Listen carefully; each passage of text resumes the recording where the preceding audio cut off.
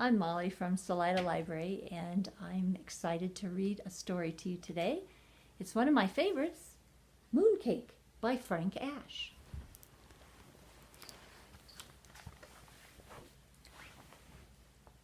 One summer night, Bear and his friend Little Bird sat down to watch the moon.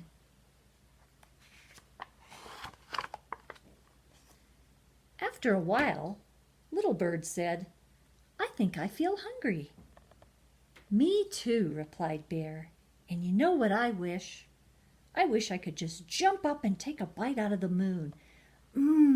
How delicious that would be." "How do you know?" chirped Little Bird. "Maybe the moon doesn't taste good at all. Maybe it tastes terrible." Bear thought for a moment. Then he went inside and got his bow and arrow. With a piece of string, he attached a spoon to the arrow. Then he went outside again and shot the spoon at the moon.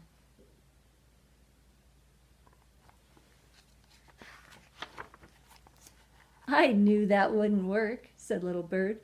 "The moon is just too far away. What you need is a rocket ship." "Then I shall build one," said Bear. The very next day, Bear went to the junkyard and bought everything he thought he would need to build a rocket ship.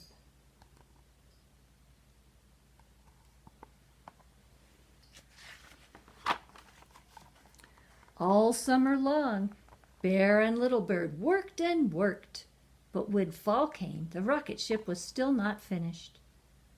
"I would like to go with you," said Little Bird, "but winter is coming and I must fly south with the flock."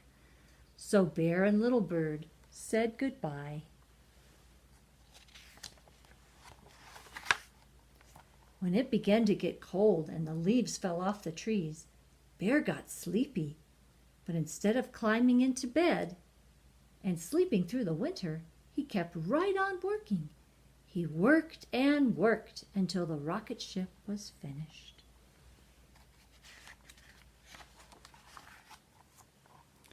Then he climbed inside and began the countdown.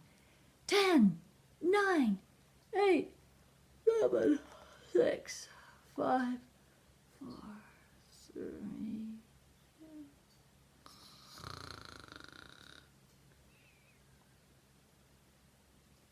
But before he reached 1, he fell asleep. He slept and slept and slept until one night the wind knocked over his rocket ship. Bear had never been awake in the winter before. When he opened his eyes and saw all the snow, he thought he was on the moon. He climbed out of his rocket ship, scooped up some snow, and made a little mooncake. Then he tasted it. It tasted like something he had tasted before, but he wasn't quite sure what it was. While he thought about that, he decided to go for a walk.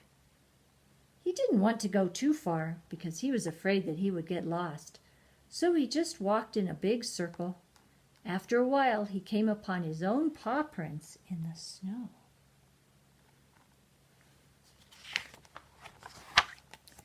"These paw prints are too big to belong to a moon mouse or even a moon raccoon," thought Bear. "Maybe they were made by a moon bear, or perhaps," he shuddered, "a terrible moon monster."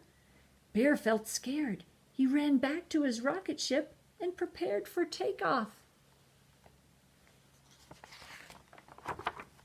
Again, he began the countdown.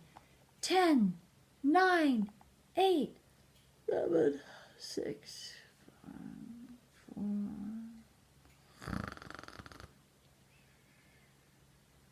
And again he fell asleep. This time he slept until spring. One day his friend Little Bird returned and woke him up. "How was everything down south?" asked Bear. "Just fine," said Little Bird. "Did you go to the moon?" asked Little Bird. "I sure did," said Bear. And how did the moon taste? Asked Little Bird. Was it terrible? No, replied Bear. It was delicious. The end. And if you like this story about Moon Bear and Little Bird, you can get more in the Moon Bear series from the Salida Library. Hope to see you soon. Goodbye.